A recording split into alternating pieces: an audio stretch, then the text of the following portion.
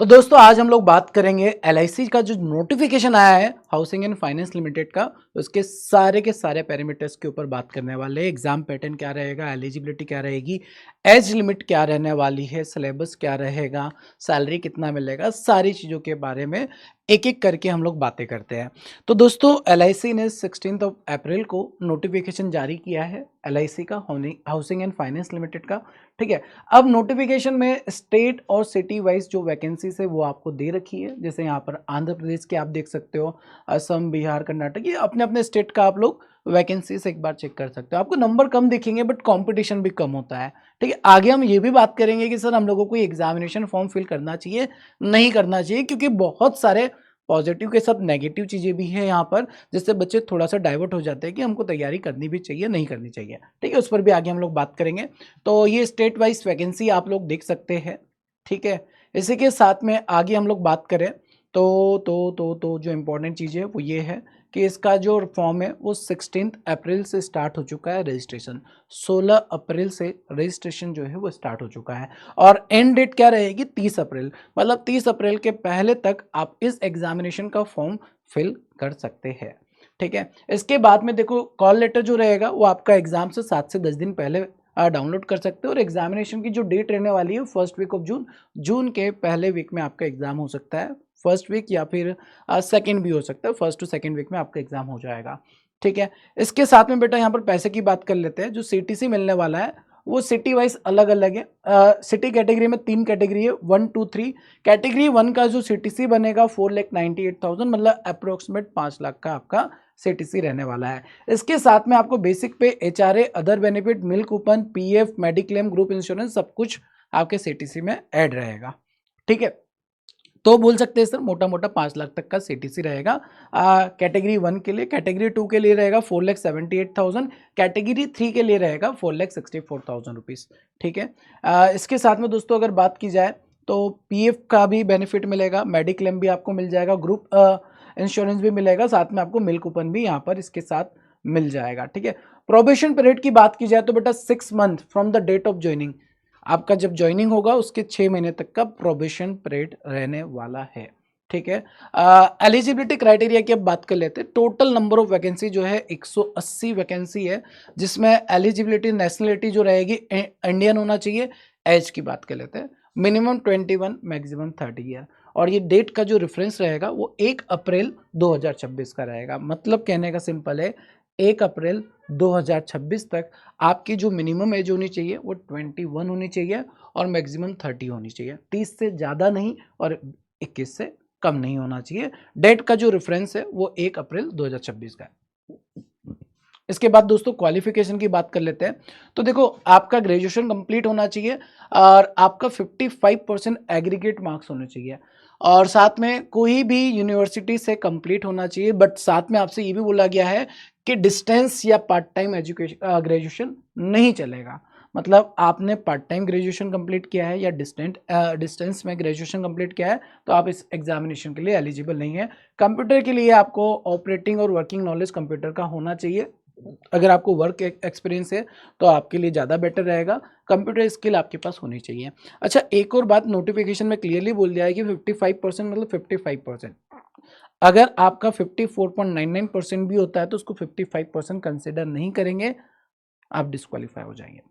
ठीक है, चलो इसके बाद दोस्तों अगर बात की जाए, ठीक है, ये तो क्लियर ही हो गया आप लोगों को। हाँ, सिलेक्शन प्रोसीजर क्या रहेगा सर? 2 प्रोसेस रहेंगे, एक ऑनलाइन एग्जामिनेशन होगा, उसके बाद इंटरव्यू होगा।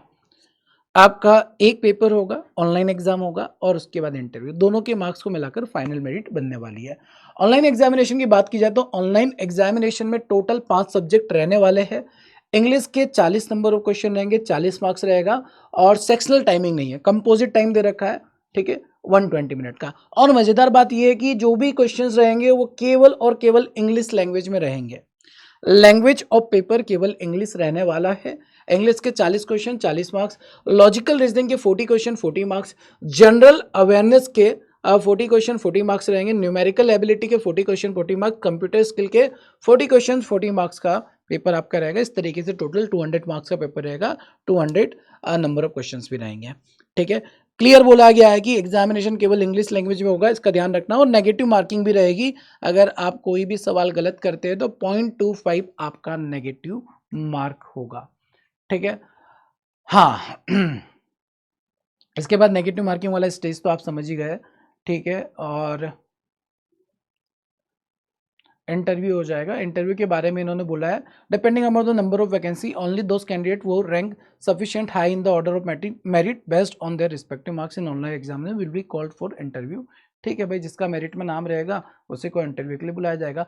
फाइनल सिलेक्शन की बात कर लेते हैं। The final merit list and selection of candidate will be done on the basis of combined marks of the online examination as well as the interview.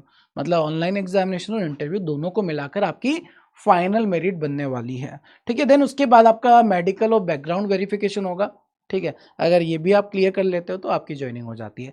Joining के बाद 6 मंथ का probation रहता है। प्रोबेशन में अगर आपका परफॉर्मेंस ठीक रहता है तो आपका फिर एम्प्लॉयज वहाँ पर कंप्लीट हो जाता है, आप वहाँ पर एम्प्लॉय बन जाते हैं। बट अगर आपका 6 मंथ में परफॉर्मेंस बेटर नहीं रहता है तो प्रोबेशन पीरियड जो है एक्सटेंड किया जा सकता है, और डिपेंड करता है एलआईसी के ऊपर, ठीक है। इसके अलावा दोस्तों अगर सिलेबस की अगर बात की जाए तो सिलेबस सेम है, आपके जो बैंकिंग एग्जामिनेशन है वही सिलेबस रहने वाला है। लेवल ऑफ एग्जामिनेशन जो रहेगा वो क्लरिकल लेवल का रहेगा, ठीक है। क्लर्क में जो लेवल रहता है वही आपको यहाँ पर जूनियर असिस्टेंट में देखने को मिलने वाला है, ठीक है। इसके बाद सारी की सारी प्रोसेस सेम है बेटा जो बैंकिंग के लिए रहती ना। हाँ फॉर्म फीस की बात कर लेते हैं। जूनियर असिस्टेंट का जो एप्लीकेशन फीस है वो 800 है, प्लस आपको जीएसटी पे करना होगा और 30 अप्रैल से पहले आपको फॉर्म फिल कर देना होगा, ठीक है। इसके अलावा बाकी सेम प्रोसेस है जो हम लोगों की बैंक एग्जामिनेशन में रहती है। तो अब बात कर लेते हैं। अच्छा यहाँ पर एक ये भी बता देता हूँ, ऑनलाइन एग्जामिनेशन सेंटर कहाँ पर रहेंगे। जैसे यहाँ पर हम छत्तीसगढ़ की बात करें तो रायपुर, भिलाई नगर यहाँ पर आपका एग्जामिनेशन सेंटर रहेगा। मध्य प्रदेश में भोपाल, इंदौर, ग्वालियर, उज्जैन, ये आपको नोटिफिकेशन में दिख जाएगा कि कौन कौन से स्टेट में कौन कौन से सिटी में आपका एग्जामिनेशन होगा। तो उसके अकॉर्डिंग आप लोगों को फॉर्म फिल करना है, क्योंकि आप जो प्रेफरेंस सेलेक्ट करेंगे वहीं आपका एग्जाम भी होगा और इंटरव्यू भी उधर ही होगा, ठीक है। चलो इसमें अच्छा एक और जो नेगेटिव चीज़ की मैं बात कर रहा था, बहुत सारे बच्चों का ये भी था कि सर यहाँ पर जो जॉब रहेगा वो सेल्स का जॉब रहेगा। तो क्लियरली मेंशन किया गया है रोल में, आप लोगों का फाइल डॉक्यूमेंट वेरिफिकेशन का काम रहेगा, एक तरीके से मार्केटिंग का काम भी रहेगा। अगर कोई लोन का ईएमआई टाइम पर नहीं आ रहा तो कॉलिंग का काम भी रहेगा, ये काम तो रहेगा। एक तरीके से थोड़ा वर्क प्रेशर तो रहेगा, बट ये जॉब उन बच्चों के लिए बेटर है जो बहुत टाइम से जॉब का वेट कर रहे हैं, तैयारी कर रहे हैं, बट जॉब नहीं है। बेटा कुछ नहीं होने से अच्छा कुछ तो हो, आप बात को समझो, ठीक है। सॉरी, बहुत सारे स्टूडेंट बहुत टाइम से तैयारी कर रहे हैं और तैयारी करते करते थक चुके हैं। तो अगर अब एक छोटा सा जॉब आपके सामने है, अगर मिल रहा है तो मेरे हिसाब से आप लोगों को फॉर्म फिल करना चाहिए, है ना। एग्ज़ाम देने चाहिए और अच्छे से एग्ज़ाम देने चाहिए। अगर जॉब मिल जाती है तो बेटा सीखने को ही मिलेगा, ठीक है। और साथ में अगर आपका एम थोड़ा बड़ा है तो वहाँ पर तैयारी करते रहो, तो डेफिनेटली आपका वो एग्ज़ाम भी हो जाएगा और साथ में अभी वाला जो अनएम्प्लॉयमेंट का जो टैग लगा है हमारे ऊपर से वो हट जाएगा। और क्या होता है ना, एक बार अगर हमारी जॉब लग जाती है ना तो थोड़ा कॉन्फिडेंस आ जाता है कि हाँ हम लोग कुछ कर सकते हैं, एग्ज़ाम क्लियर कर सकते हैं, ठीक है। और साथ में एक फाइनेंशियल बर्डन जो रहता है ना वो भी कम हो जाता है। तो अगर ध्यान से मेरी बात सुनेंगे, अगर आपके ऊपर फाइनेंशियली कोई बर्डन नहीं है, आपके पास टाइम है, आप चाहते हो सर हमको तो डायरेक्टली ऑफिसर लेवल का जॉब चाहिए, तो ये एग्ज़ाम आपके लिए नहीं है। बट अगर आपके ऊपर फाइनेंशियल बर्डन है, टाइम हो चुका है, जॉब नहीं लगी है, घर वाले उम्मीद लेकर बैठे कब जॉब लगेगी, तो मेरे हिसाब से आप सभी को ये एग्ज़ाम का फॉर्म फिल करना चाहिए। सर वैकेंसीज तो 180 ही है तो क्या फॉर्म फिल करना चाहिए। बेटा वैकेंसी जहाँ कम होती है ना वहाँ चांसेस ज़्यादा होते हैं, क्योंकि बहुत बहुत सारे बच्चे एग्ज़ाम फॉर्म फिल ही नहीं करते हैं, ठीक है।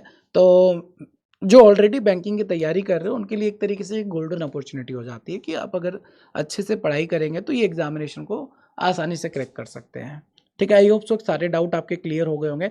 सिलेबस की बात की जाए तो सिलेबस अपना मैथ्स, इंग्लिश, रीजनिंग, जीए सब कुछ वैसा ही है, बस जीए में आपके हाउसिंग एंड फाइनेंस से क्वेश्चन थोड़े ज़्यादा पूछे जाएंगे, ठीक है। तो बाकी जून के फर्स्ट या सेकेंड वीक में एग्जामिनेशन एक्सपेक्टेड है। टाइम अगर देखा जाए तो बहुत ज़्यादा टाइम नहीं है, हार्डली हम लोगों के पास 40 से 45 दिन का टाइम बाकी है। बट इतने टाइम में अगर आप ऑलरेडी तैयारी कर चुके हैं तो टाइम सफिशिएंट है तैयारी करने का। ठीक है? चलिए बाकी मिलते हैं हम लोग अपने रेगुलर सेशन में, तब तक के लिए सभी अपना ध्यान रखेंगे। Thank you so much. Bye bye, take care.